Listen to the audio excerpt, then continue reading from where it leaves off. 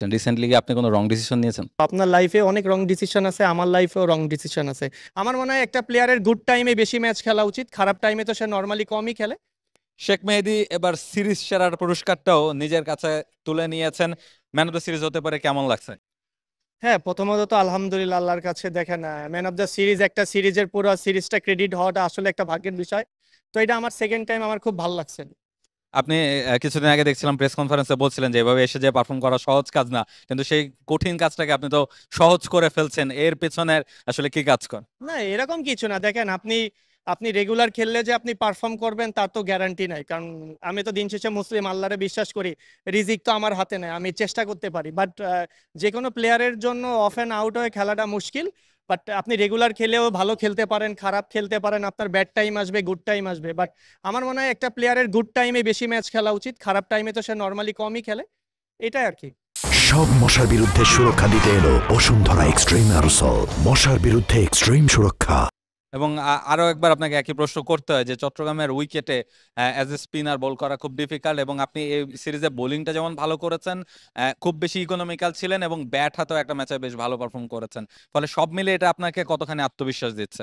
না, অবশ্যই ভালো করলে তো আত্মবিশ্বাস থাকে নিজের প্রতি, কারণ ম্যাচ বাই ম্যাচ চিন্তা করতে হয়। আমি যে 2 নম্বর ম্যাচটা যেভাবে খেলছি, আমি 3 নম্বর ম্যাচটা তো ওরকম আমি পারফর্ম করি নাই, বাট ওরকম উইকেটও পাই নাই। বাট আমার প্রসেসের ভিতর থাকতে হবে, আমি যেভাবে ইন্টারন্যাশনাল ম্যাচ খেলি এবং নিজেকে যেভাবে মেলে ধরার জন্য এবং টিমের জন্য যেটা চেষ্টা করি, ওটাই আমার কাজ। হয়তো বা একদিন হবে না, এটাই আর কি। প্রসেসে থাকাটা ইম্পর্টেন্ট। এবং ওয়ার্ল্ড কাপের আগে এটা বাংলাদেশের শেষ সিরিজ ছিল, এবং সেটা আপনারা জিতে শেষ করছেন।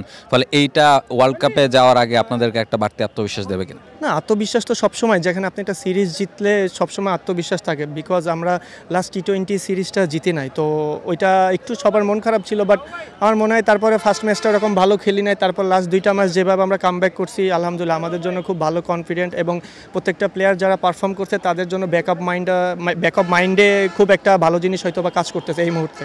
এবং এই সিরিজ শেষ হওয়ার পরে আসলে সবাই বিপিএল এর প্রতি চলে যাবে। বিপিএল নিয়ে কতখানি এক্সাইটেড সামনে?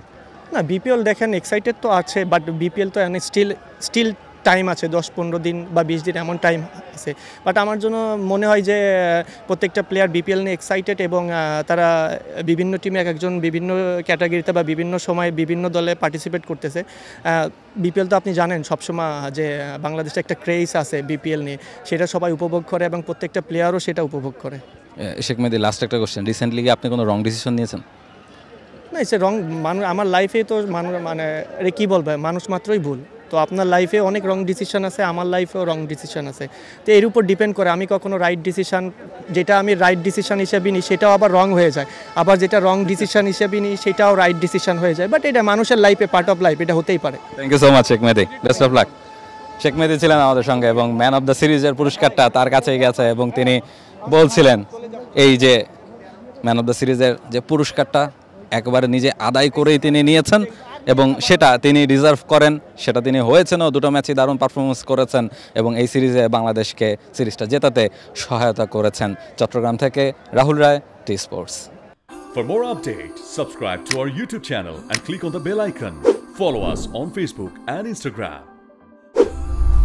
Download T Sports app to enjoy exciting games and highlights. Visit tsports.com.